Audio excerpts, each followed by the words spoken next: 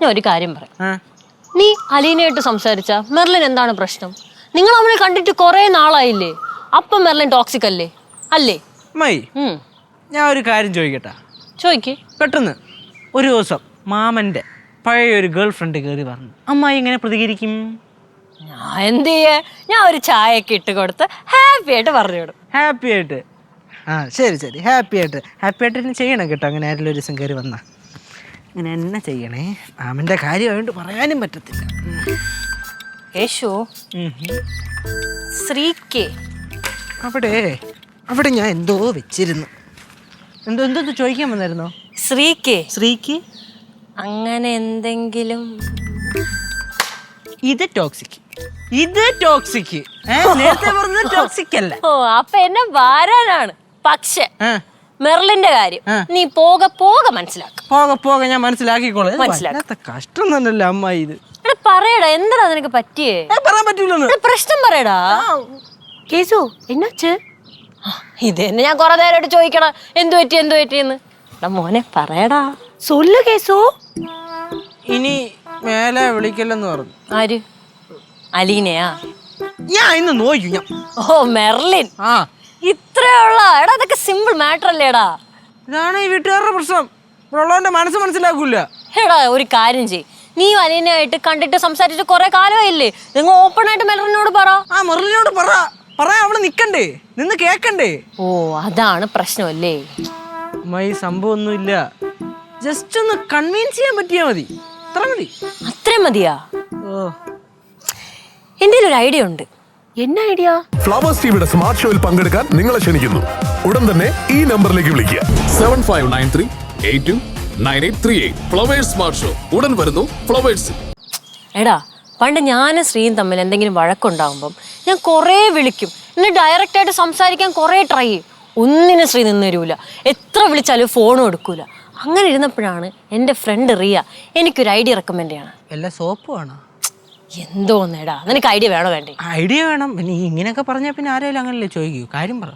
റിയ പറഞ്ഞ് മനസ്സിലുള്ളത് അങ്ങ് എഴുതുക, എന്നിട്ടങ്ങ് കൊടുക്കുക. ലെറ്റർ എഴുതി കൊടുക്കാനാ? എടാ, എഴുതുമ്പം നമ്മുടെ മനസ്സിലുള്ളതൊക്കെ പുറത്ത് ചാടും. എടാ, അതിനൊരു സോൾ ഉണ്ടാവൂടാ. അത് കൊള്ളാല്ല.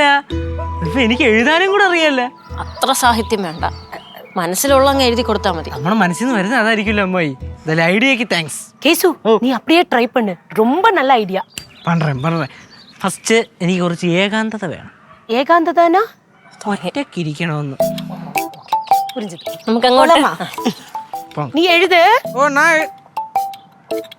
എഴുതും.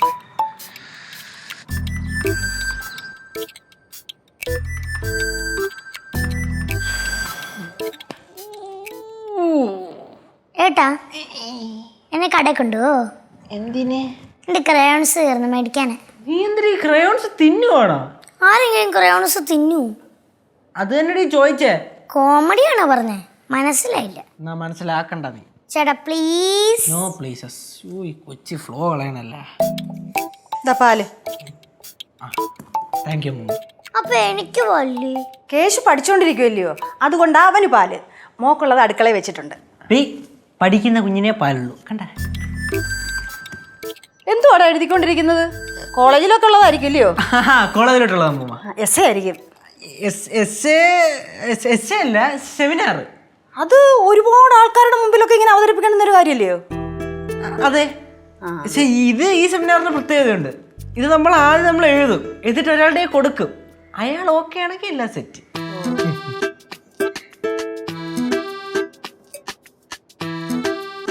നോവൽ എഴുതണോ നീ? അമ്മായിയല്ലേ പറഞ്ഞത് നമുക്ക് പറയാനുള്ള കാര്യങ്ങൾ മൊത്തം എഴുതി സെറ്റ് ചെയ്യണമെന്ന്. നല്ലേ സോൾവ് ആവൂ. എന്തോന്ന് സോൾവ് ആവത്തുള്ളൂ? അമ്മൂമ്മ, നമ്മളെ ഈ കോളേജിലോട്ട് അസൈൻമെന്റ് ഇങ്ങനെ അല്ല, ഐ മീൻ സെമിനാർ ഇങ്ങനെ എഴുതി കൊടുക്കുവാണല്ലോ. അപ്പൊ അങ്ങനെ എഴുതി കൊടുക്കുമ്പോഴല്ലേ ഇത് സോൾവ് ആവുള്ളൂ. അപ്പൊ സോൾവ് ആവുന്ന രീതിയിൽ സോൾവ്ഡ് പേപ്പർ എന്നൊക്കെ കേട്ടിട്ടില്ലേ? അതേപോലെ സോൾവ് ചെയ്ത് എഴുതണം. പിന്നെ എന്തെങ്കിലും സംശയം ഉണ്ടെങ്കിൽ ഗൗരിയോട് ചോദിച്ചാൽ മതി. പിന്നെ മക്കളെ എന്തെങ്കിലും ഉണ്ടെങ്കിൽ പറഞ്ഞു കൊടുക്കണേ. പിന്നെന്താ, പറഞ്ഞു കൊടുക്കാമല്ലോ. നമ്മൂമ്മേനെ അടുക്കളയിലോട്ട് ചെല്ലട്ടെ. ഓ മൂമ്മ.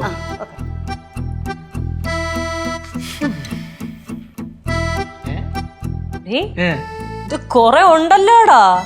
എന്താ ഇങ്ങനെ എഴുതി വെക്കണം നീ? എന്തിനമ്മായി? അമ്മായിയല്ലേ പറഞ്ഞ എന്നോട് എഴുതാനുള്ളത് മൊത്തം എഴുതായി. ഞാൻ ഒരു ഉപദേശം കൂടെ നിനക്ക് തരാം. തന്നോളൂ. അമ്മായിയുടെ ഉപദേശമാണല്ലോ എന്നെ ഇവിടെ വരെ എത്തിച്ചത്. പറ. എടാ ഇത് കാരണം നിന്റെ ജീവിതം നശിക്കാൻ പാടില്ലടാ. എടാ ഒരു സൗഹൃദം നഷ്ടപ്പെടാതിരിക്കാനാണ് ഞാൻ ഇതൊക്കെ പറഞ്ഞത്. ഒരുമാതിരി എന്തോന്ന് അമ്മായിയാണ് കേട്ടോ ഒരുമാതിരി നെഗറ്റീവ്, ഫുള്ള് നെഗറ്റീവ്.